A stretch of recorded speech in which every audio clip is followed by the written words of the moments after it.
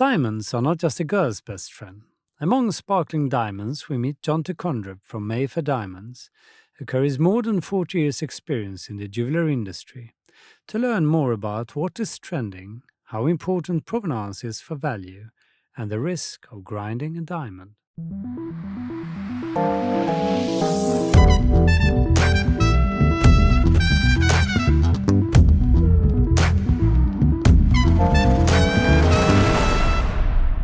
So you have a long career in the industry and more knowledge than most people about both jewellery and the market. So why is jewellery so important to people? Well, I suppose jewellery are tokens of love. They're sentimental. They all have stories to tell. Some are very interesting stories, some are more mundane, and some, encapsulate memories of grandmothers, mothers, occasions. So they're fascinating. And did the recent change over years why people got dressed with jewelries? Well, obviously jewelry has been worn as adornment since the beginning of time almost. Obviously the Tutankhamun collection, there's jewelry. The other interesting part is portraits of jewelry being worn. And for instance, the V&A collection has an amazing collection. And just in front of the entrance, you've got an incredible portrait of a French, I think she's a French countess, wearing incredible jewelry. Queen Elizabeth wore incredible jewelry. But what's fascinating is when you see portraits of jewelry and then you see the real object. Yeah. That's fascinating. Yeah, must be a historical moment. How important was those famous people and those portraits as, what should we call it, a trend setting for the other people, for the average? Well, for instance, to give you an example, tiaras, which are sort of relatively new, they were almost used as basically identity. You could be across in a ballroom and see a lady wearing a tiara. You may not see her face, but you might recognize her from the tiara. That's the Portland tiara, for instance. But jewelry is worn. It's worn for many different reasons. It's to obviously look beautiful. It's also to look powerful sometimes, and it's obviously engagement rings are tokens of love, so that's a very important occasion. And they have different purposes. Many men dress their women, right? Yeah, absolutely. With expensive jewelry. Sure. To show their own status. Oh yeah, no, you're absolutely right. It's fascinating that the idea that it's the women who control what they're wearing is so wrong. To give you a great example, the Duke of Windsor, he was passionate about jewelry. He was the one who was dealing with the designers at Van Cleef & Arpels or Cartier and saying what he wanted. And Belperron, Suzanne Belperron, and he, I come across it myself because I get involved in creating, objects of beauty, whether they're necklaces, brooches, rings, and there are plenty of men who are passionate about what they want, the design. I've dealt with some very difficult clients who had very demanding, exacting requirements, which I had to follow. And it's great fun, and I like a challenge. But you're right. It's quite often it's men who, just like men will sometimes. I know clients who choose dresses for their women. You could argue that it's almost like a controlling exercise, but that's fascinating again. But would you say they are more interesting, the men are more interested about the material or technique, or is it more about the beauty? It's everything.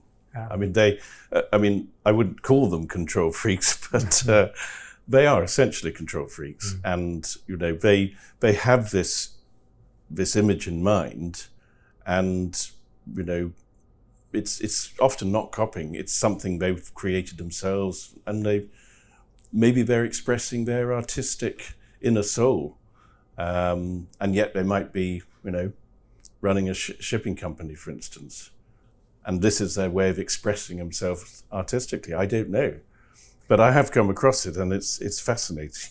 But has that changed through the years? When women are making their own money, and Yes, that has changed through the years. You're right. I mean, certain nations, the women are extremely, single-minded, in control, and then in some other countries they're not.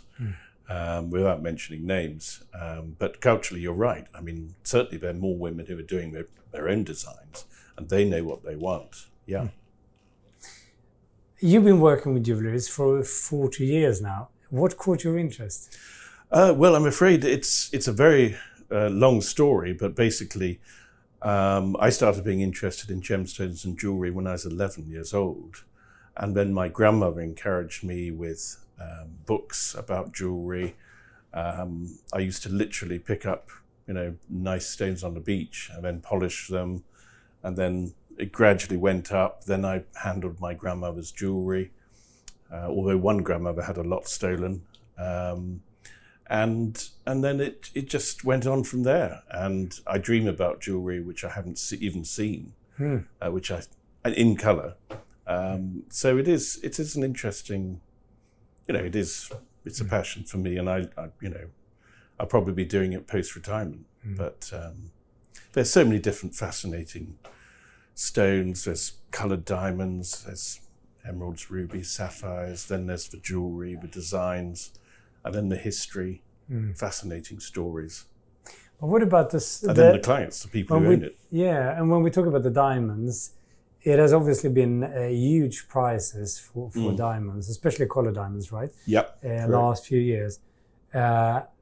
So what is now trending? Is it the pink or the green? And what makes the changes? Yeah, well, I'm fortunate enough to have sold a number of pink diamonds, and I only wish I still had them now because they've gone up so much. But now I would say the hottest diamonds are probably blue diamonds. It used to be pink. Now I would say in the race, the blue has just overtaken the pink, which I think is absolutely correct, by the way. And that's because of a market in Asia. The reason is partly common sense, because in Asia, people don't tend to be as large in stature as some of the Westerners, the Europeans and the Americans. So instead of having a huge, great rock, they go for something smaller but purer in shape, or rather, more importantly, the colour and the size. So they go for sort of blues and pinks and yellows. Yellow, for instance, is the imperial colour for emperors, and it's seen in the emperors, pictures of the throne, etc. But so that has had an influence on the market and prices, and then it's really just down to rarity. I mean, there's so much rarer blues and pinks, and then of course you have super rare like red, and then greens as well, and then violet. I mean, those are so rare. But where are the pink and blue diamonds coming from then? Well, a number of locations. I think, Africa is the main location. West Africa, Sierra Leone is famous for amazing yellows, but they also have blues and pinks. And then further down in South Africa and Namibia, I mean, that's in volume terms, that's the most important location, Africa, but it's such a big, massive continent. But then there's also interesting, smaller, less well-known locations like Brazil. And Brazil is the second location for diamonds. Literally, they were discovered in the 18th century. So you've got amazing stones, greens, blues, reds. The largest red diamond was found. It's over 5 carats, and that was found in Brazil as a rough crystal, and then it was cut in New York. So, and then India, those mines aren't really being used anymore. What they call the Golconda mines in northern India. But they're also, pink diamonds are found in Australia, or they used to be. They've now officially stopped the auctions. But how come? Well, with just lack of supply. Oh, yeah. That was Rio Tinto. But now the Australian pink diamonds, they're just, few and far between. They still trickle out occasionally, but they used to have auctions every year, and now I think that's been cut right back. But is jewellery always a good investment, would you say? It can be. It really depends on the advice you're given, who's telling you what to buy, or whether you just buy, at auction just for your own, You have to remember, and I'm speaking as a former auctioneer, that obviously, the auctioneer wants you to buy, doesn't really mind. I mean, they might well guide you, but they benefit from the seller's commission and the buyer's commission. But obviously there's other experts who will guide your hand and tell you what to buy, but also what not to buy. I mean, I can do that. I can tell people this is a good thing to go for, that I wouldn't touch, even though it looks great. And what would you recommend right now? Because I guess it changes over time. Yes, I mean, it depends on the auction. I think blue diamonds, pink diamonds are still a great object to buy, just because of rarity. I would say certainly sign pieces, Cartier, Cartier Van Cleef, some of the Cartier Panther jewellery is amazing, but terribly expensive. I mean, to give you an example, I remember at Sotheby's in 1987 at the Dutch Windsor collection, they sold a lovely bracelet which was bought by Mohammed Al Fayed, who owned Harrods. And then, of course, he was even more famous. But he paid 1.7 million for this lovely Panther bracelet. I mean, gorgeous.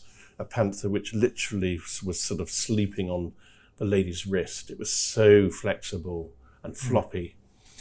And then that was, I know who bought it, although it was never public. And then it was sold much later, quite recently. It was sold for 7 million. And I'm surprised it didn't even make a bit more. And some were bought by the Cartier Museum. So those are great things to buy, but just so rare and so expensive. We can see that on Barnaby's as well, that the searches are going up for those kind of brands. Yes. Cartier, Dior, well. Yeah, all those brands, and most of them, not all, but most of them are French. There's some great Italian ones, Bulgari, and there's some great Italian workshops. But there's all sorts of new workshops and new jewellery being made. But how often do you come across jewelers or collection of yours that belong to a famous person? I do occasionally. Yes, I mean, the trouble is, a lot of the time when I do valuations, it's all very confidential, and it's a bit like dealing with a sort of private bank in Switzerland, for instance. I've had to sometimes sign confidentiality agreements with London solicitors, and then I've gone to somewhere near Zurich to value an incredible diamond, which I did, and it's the best diamond I've ever handled. An enormous stone, best quality. But it's not famous, and it's probably going to stay in the vault for a number of years. But it's sometimes quite a secretive world as well. But how important is the provenance otherwise? It's very important. Yeah, I mean, another example is Elizabeth Taylor, the Pellegrina pearl and diamond pendant, which her then husband Richard Burton bought in 1969 for, I think it was $37,000 at auction, a really good investment. And then, it sold eventually at Christie's in London for, I think it was 12 million. So I mean, that is an example. I mean, it was found in the Gulf of Panama in the 1500s. It went straight back to, I think it was Philip II of Spain. It stayed in the Spanish royal family until, I think, the early 1800s. Then Napoleon Bonaparte took it over, and it stayed in his family until one of the Bonapartes needed to raise some money. And that's the other reason. That's often why these things with great provenance are sold, because there's either the owners died and they have no heirs, or it's because they need money and they need to raise cash. And that still happens. It's called death, debt, and divorce. Those are the reasons. You know. That's a reason, isn't it? But the word provenance means the chain of previous owner to an item through the years, but which is part of the history. But how much of the jewel's value is in the historical context? Yeah, it's hard. It's impossible to put a percentage, but it is. It can be, you know, it can be 1,000%. So, you know, it can be 10 times. You can add a naught. Or sometimes 2 noughts to the value. I mean, it just depends. You know, for something to be incredibly valuable, it's got to be photographed. It's got to be, you know, immediately recognizable, and it's got to be from someone really famous. For instance, some of the amazing jewelry which was sold after Princess Margaret died, that was a rare, super rare opportunity to buy royal jewelry. And so, I attended the auction. Some of it was quite expensive, and some of it wasn't. But when you mentioned the La Pellegrina, the pearl. With that, you also see fantastic portraits of the Spanish king having it, for example. Absolutely. So, I mean, I guess that is also very important for the value of the jewelry, right? Yes, when you've got the piece of jewelry painted by Velasquez, and I'm trying to think who the other one was. Yes, that helps enormously. But what about the Kohinoor, for example? Yes, I mean, obviously those are in the crown jewels, so it's very hard to put a value on. I mean, they have been surveyed, so they've been looked at by experts, sadly not by me, I might add. But they've been looked at and they've been assessed for quality, and it's got a great history. You know, going back to this 1700s or something in India. And often these things are given as gifts of tokens of loyalty more than love. For instance, the most important diamonds, far more, no offense, but far more important than the Kohinoor are the Cullinan diamonds. And that involved Winston Churchill. People don't know as much about that, but that was a diplomatic gift from Transvaal to, that was given to Edward VII, and it was smuggled very secretly from Africa in very high security. Then it was taken into Amsterdam, and there it was cut. The largest stone, 546 carats. The second largest stone, I think it's 240 something carats. And at one point they're worn together, and a great number of stones, and then there's like a miniature version of those as well, which the Queen does wear occasionally, and but the 2 largest are in the royal scepter, and then the orb as well. But those are crown, those are crown property, so they're owned by the government. As opposed to some of the jewels which are in the Queen's personal collection. So what is the most valuable, a huge diamond or a lot of cut diamond?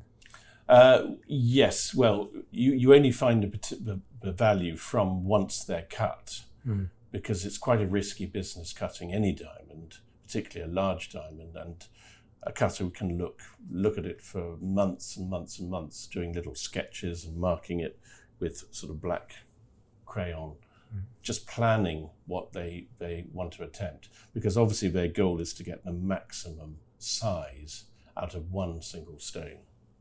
So when they're cutting the diamond, can it be cleaving? So what you say? Now, how do you say it? Can it cleave? Cleaving, yes. Cleaving is really when a thin blade is lodged in the diamond and then hammered, and it's a bit, think of it like a log.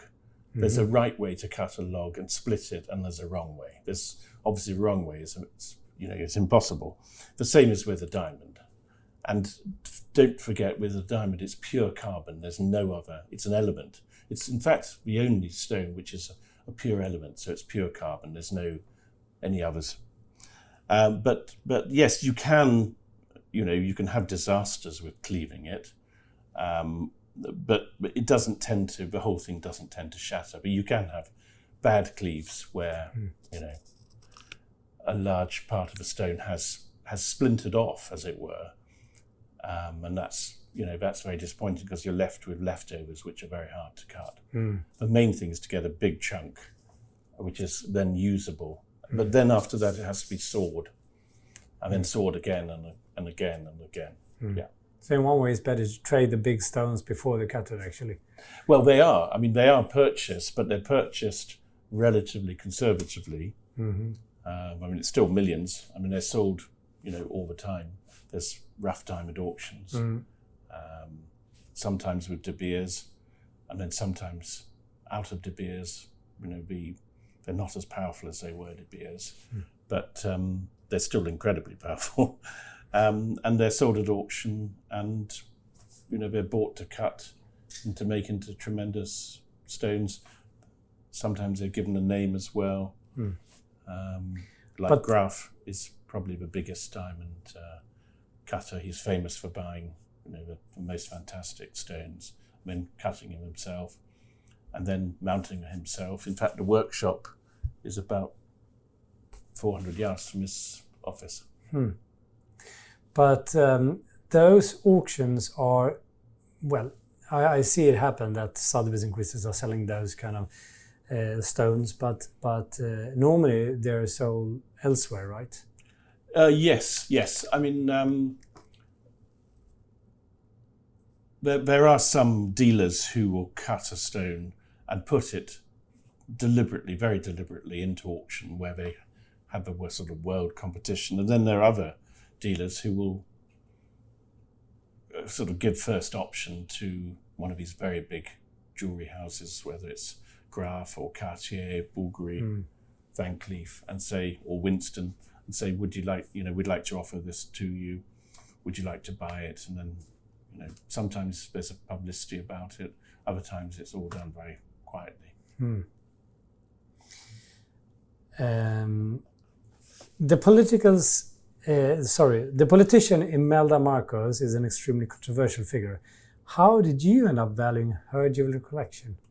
Yes, and that was a long time ago I think it was 96 or something like that. I was just asked by Sotheby's to go through the jewellery, and then I flew over and met my staff from Hong Kong, Sotheby's Hong Kong, and we had to go into a bank, and it was actually not controlled by Imelda Marcos, but it was controlled by the Commission for Good Government. I've still got the valuation at home, actually. But it was literally in 3 trunks, and obviously high security. And then there was like a boardroom where you met everyone, and it was all witnessed and signed for every day. And it was supposed to be a few days for trip, and it took, I can't remember, I think it was 10 days. Quite hard work. But, of course, in the end, the jewellery wasn't removed. It wasn't flown out by helicopter, as was planned, and it remains presumably still in Manila. Of course, interesting that the new president is Imelda Marcos' son. But so he might get the bags again. Who knows? Who knows? But as I said, it's actually in the custody of the Commission for Good Government. But there were some fascinating pieces. Yeah. And what are the most famous jewels from that collection? Was it something that you remember? I probably can't say, I doubt, unfortunately. But there were some fascinating pieces. But it was certainly a lot more interesting to me than her collection of shoes. Yeah. But, Thousands of them, right? Yes, but there were a lot of multiples, I will say that. Yeah. There were a lot of multiples. So whereas most people might have 2 or 3 of one type, she had, in some cases, 20, 30 the same type. As if she was buying for a lot of sort of friends and family. Yeah. And then some big things, yeah. But you didn't do that valuation, did you, of her shoes? No, God, no. No, I had more than enough to do, but it was very interesting. Yeah. But there were several attempts to sell that collection, wasn't it? Yes, there have. Well, there haven't been attempts. There have been attempts in that people have flown over there and thought, like we did, that we're going to fly out with it. Yeah. But it's never happened. No. As far as I know, I don't know, but I'm assuming it's still locked up in the same bank in Manila and may well be there for quite some more time. How would you say the jewelry market changed through the years? And which type of jewels and jewelry are the most popular among your clients today?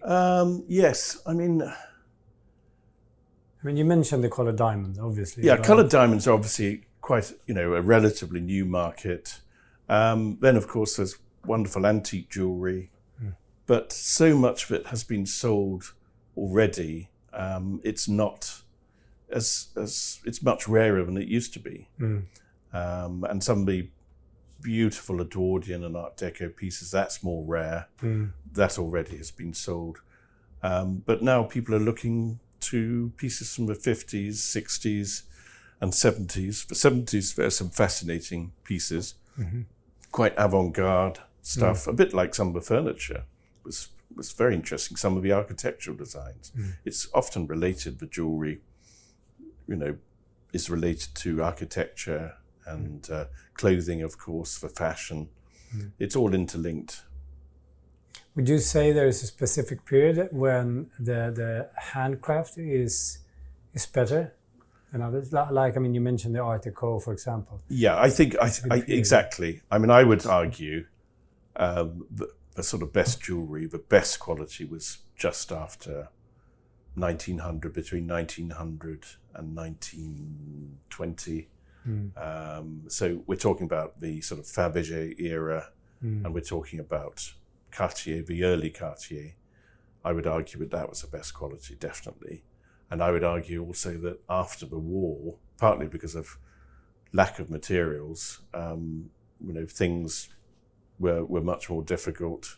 Everything was more expensive, everything was harder. And then, of course, the demand because of the war was less.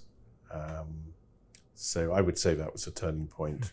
But jewelry has traditionally always been a safe haven, and I'm sure it will always be so. Some of the awful stories of people who had to leave Germany, Austria, and so forth, and Russia as well. And all they could do is take their jewelry. I've got a client whose ancestor had to leave Ukraine. Admittedly, he was a very rich gentleman, so he left in style. But some of the pieces, all the pieces he had of value were jewelry and gold and objects. In fact, I heard that the prices are going up during those kind of financial crises, but also wars, especially. But the prices are going up for gold, for jewelry, etc. Because that's actually the thing that you can put in your pocket. It's tangible. You, right? Yes, it's not like selling a house during a war isn't really a prospect. Whereas putting something in your pocket and flying out with it. The same goes for the when Saddam Hussein invaded Kuwait. I valued some jewelry for a sort of VIP in Kuwait, and a few weeks after I left, I went there a couple of times. They were invaded by Iraqi paratroopers, and I spoke to him afterwards, and he said all I could do was just get into my Range Rover with a whole load of guns and the jewelry and just drive to the Saudi border. And there were a lot of Kuwaitis who were selling jewelry because that was instant cash. So it always will be a refuge. It will be an emergency fund, and there are lots of people who regard jewelry with, as one of the motives for buying it is a great way of transferring money, really. But talking about that, isn't it true that Russia is, or at least has been, a great source of diamonds, for example? It is. And at the I moment, guess it's super difficult today, isn't it? It is. Well, it's super difficult because, of course, they've been sanctioned, quite rightly. So they can't sell their diamonds. At the moment, they're being absorbed. So the Russian government are buying, the state Al Rosa diamonds. Having said that, they always had the right, if they wanted to, of any diamond over 10 carats, they could effectively confiscate. So it hasn't really changed that much. But they have fantastic diamonds for Russians. They really do. But does that mean that the prices are going up here in Europe and outside? It's probably too early to say, but it would be logical that, if there's a lack of supply and there's an increase of demand, that usually converts into price rises, just like, the inflation situation we're in now with oil and gas. So yes, it's logical, but it's still early days yet to know how it's going to sort of consolidate into a proper market pattern. But it is possible that diamonds are going to go up. Yes. So, are diamonds still a girl's best friend, you would say? That's yes, I would say. There's certainly a girl's best friend as long as she hasn't had to pay for them herself. So I think that's the distinction I'd make. And obviously, when it comes to an engagement ring, it's a token of love, and it's a symbol of wealth. It's a symbol of sometimes influence and power, and it can be, the husband or the family asserting themselves on society as we are the ... family. Look at our amazing jewelry. So it's sometimes connected with power games, really. Our fascination for diamonds and jewels has lasted for thousands of years. Just as the stone itself is eternal, so is the token of love to give someone a sparkling gem.